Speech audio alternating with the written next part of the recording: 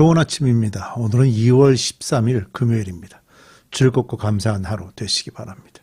자, 요한복음 5장 1절로 들어왔습니다. 요한은 이제 세 번째 표적을 기록하는데요. 하지만 이 표적은 완전히 새로운 주제를 담고 있습니다. 자, 이 표적은 예수님을 유대인 지도자들과 대립하게 만들었고요. 그런 이유로 이 기사가 상당히 길게 표현이 됩니다.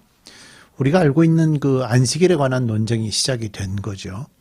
이 논쟁은 예수님의 공생의 기간 동안 아주 길게 여러 장소에서 갈등을 일으키게 됩니다. 그래서 사람들이 뭐라고 불렀는가 하면 배척의 복음이다. 요한복음에 그런 내용들이 많이 나오니까 요한복음을 배척의 복음이다 라고 부르기도 했었다고 합니다. 자, 이제 오늘 말씀으로 들어가 보겠습니다. 1절입니다. 그 뒤에 유대 사람의 명절이 되어서 예수께서 예루살렘으로 올라가셨다. 이제 갈릴리에 계셨죠. 그리고 이제 다시 예루살렘으로 올라오셨어요. 예루살렘에 있는 양의 문 곁에 히브리 말로 베드자다라는 못이 있는데 거기에는 5개의 행각이 있었다. 여기 베드자다라는 말은 베데스다라는 단어와 동일한 단어고요. 이전 성경에서는 베데스다라고 번역이 됐었습니다. 그냥 이제 베데스다를 쓸 때 어떤 방식으로 쓰느냐에 따라서 베드자다라고 읽을 수도 있는 겁니다. 메릴랜드에는 베데스다라는 도시가 있죠. 바로 그 스펠링하고 똑같은 스펠링입니다. 이 베드자다라는 이 단어는요, 은혜의 집이라는 의미가 있습니다. 성경 안에는 많은 그 언어 유희가 나오게 되는데요. 지금 여기에 은혜의 집이라는 연못에 사람들이 모여 있어요. 그러니까 은혜란 건 뭐죠? 스스로의 노력으로 얻어지는 것을 말하지 않습니다. 스스로의 노력은 은혜가 아니죠.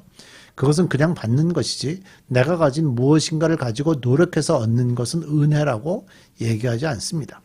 그런데요, 이 은혜의 집에 있는 사람들이 스스로 먼저 뛰어들어서 병을 고치겠다 하는 그런 상황 속에 오늘 본문의 내용이 배경이 됩니다. 뭔가 맞지 않는 내용이죠. 이 부분을 잘 생각하면서 오늘 말씀을 들어야 합니다. 은혜의 집에서 자기가 노력해서 자기의 병을 고치겠다고 하고 있다.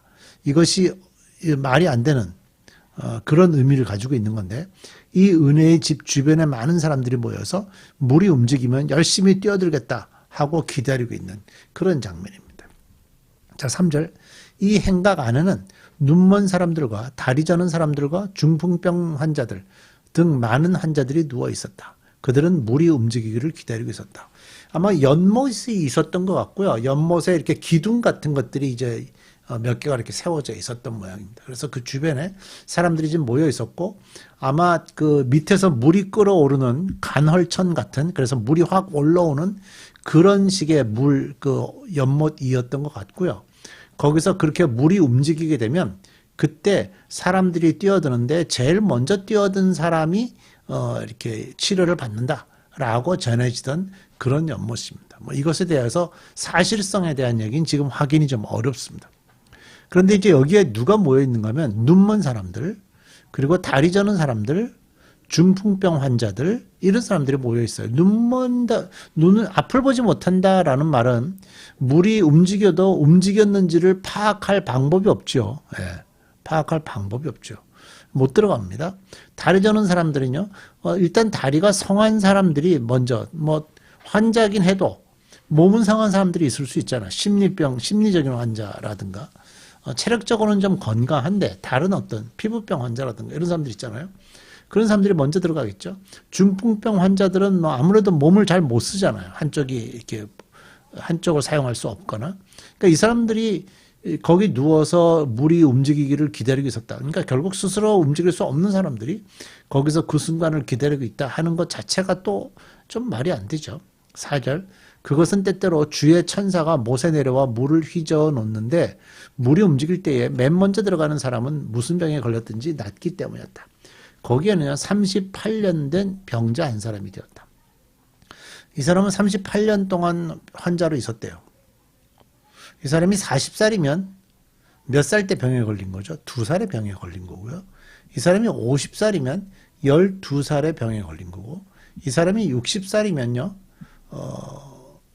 22살에 병에 걸린 겁니다. 우리가 이제 보통 사람으로서의 역할을 감당한다는 건 보통 한 20살은 돼야 이제 우리가 보통 한 10살 남짓은 우리가 아이라고 생각하지요.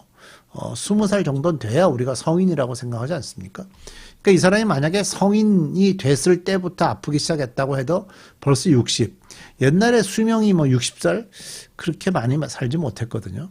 그러니까 결국 이 사람의 나이가 한 50살 정도라고 생각할 때 12살 때부터 병에 걸렸으니까 이 사람은 사람으로서 살아가는데 건강한 모습을 스스로가 가져본 적이 없는 사람이다. 그러니까 젊음이라는 것이 무엇인지 알지 못하고 병으로 지금까지 인생을 살아온 사람이다라고 볼 수 있죠. 근데 사람이 이렇게 오랫동안 병을 가지면 어떻게 됩니까? 질병만 가지고 있는 것이 아니라 그 정신적인 병이 생기죠. 그러니까 처음에는 병이 한 군데 생겼다가 그 주변으로 병이 늘어납니다. 왜 뭐 이것이 몸이 아파서 늘어나는 것이 아니라 그 아픈 부위 때문에 다른 부분들이 아파지기 시작을 하는 거죠. 그게 처음에는 몸만 아팠는데 조금씩 확장되는 것이 정신적으로 상처를 주게 되죠. 그래서 그런 것들이 쌓이면 마음이 아프기 시작하고 마음이 오래 아프면 세상에 대한 모든 의욕도 상실하게 됩니다. 스스로가 생각하죠. 나는 세상에 쓸모없는 사람이다. 내가 무엇인가를 할 수 있는 사람이 못 된다. 이런 생각들을 하겠죠. 근데 그 사람이 38년 동안의 환자가 있었으니까 이 사람이야말로 그런 사람입니다. 이 사람이 좀 젊을 때, 어릴 때 병에 걸렸을 때는 어쩌면 집안적으로 부모님들이 치료해 주려고 애를 썼을지도 몰라요. 또 본인도 의지를 가지고 뛰어들었을 거고 또 내가 나이가 어리니까 충분히 치료가 되겠지라고 생각했을 수도 있습니다. 근데 사실 그렇게 하는 거 오래 못 가고요. 집안에 돈 다 날려도 결국엔 치료가, 더군다나 2000년 전이잖아요. 치료가 쉽지 않습니다. 그러는 세월에 38년이라는 긴 세월이 흘렀습니다. 이 사람은 너무나도 깊은 질병 속에 있었고요. 그 질병은 세상을 살고 싶은 모든 욕망까지 다 사라지게 했기 때문에 아예 낫고 싶은 욕망 그런 거 다 사라졌겠죠. 예수님 물어봅니다. 6절. 예수께서 누워있는 그 사람을 보시고 또 이미 오랜 세월을 그렇게 보내고 있는 것을 아시고는 낫고 싶으냐 하고 물으셨다. 그 환자가 대답하였다. 선생님, 물이 움직일 때에 나를 들어서 못에다가 넣어주는 사람이 없습니다. 내가 가는 동안에 남들이 나보다 먼저 못으로 들어갑니다. 내가 낫고 싶습니다. 내가 낫고 싶으냐? 예, 낫고 싶습니다. 라고 대답하는 게 삶의 의지가 조금 있을 때죠. 지금 뭐라고 얘기합니까? 물이 움직일 때 날 넣어줄 사람이 없습니다. 네가 낫고 싶으냐? 예, 낫고 싶습니다. 아니라 네가 낫고 싶으냐? 물에 넣어줄 사람이 없어서 제가 나을 방법이 없습니다. 이런 얘기죠. 네가 낫고 싶으냐? 그랬더니 나를 못에 넣어줄 사람이 없습니다. 영어 성경을 보면요. I have no one 이렇게 돼 있어요. 아무도 없다는 거예요. 저는 사람이 없습니다. 도와줄 사람이 없습니다. 저는 이곳에 혼자 있습니다. 저는 외로운 사람입니다. 38년 동안 어느 누구도 나를 도와주지 않았습니다. 저는 혼자입니다. 이런 식의 대답을 하고 있는 겁니다. 38년간의 한 맺힌 표현이죠. 의욕도 없고 의지도 없고 마음도 없고 건강도 없고 다 잃어버린 사람. 8절 예수께서 그에게 일어나서 내 자리를 걷어가지고 걸어가라 하시니 그 사람은 곧 나와서 자리를 걷어가지고 걸어갔다. 바로 이 사람에게 예수님 찾아오신 거죠. 일어나 내 자리를 들고 걸어가라. 전적인 무능력 상태에서 이 사람은 이 말씀을 들었는데요. 이 말씀은 바로 능력으로 나타나서 이 사람이 그 자리에서 일어나 그 자기가 누워 있었던 그 자리에 되는 이불이나 뭐 이런 것들, 그런 것들을 들고 걸어갔다고 성경은 말씀하고 있습니다. 믿습니까? 이게 바로 예수님의 능력입니다. 천지를 창조하신 분, 인간을 만드신 분의 능력인 거죠.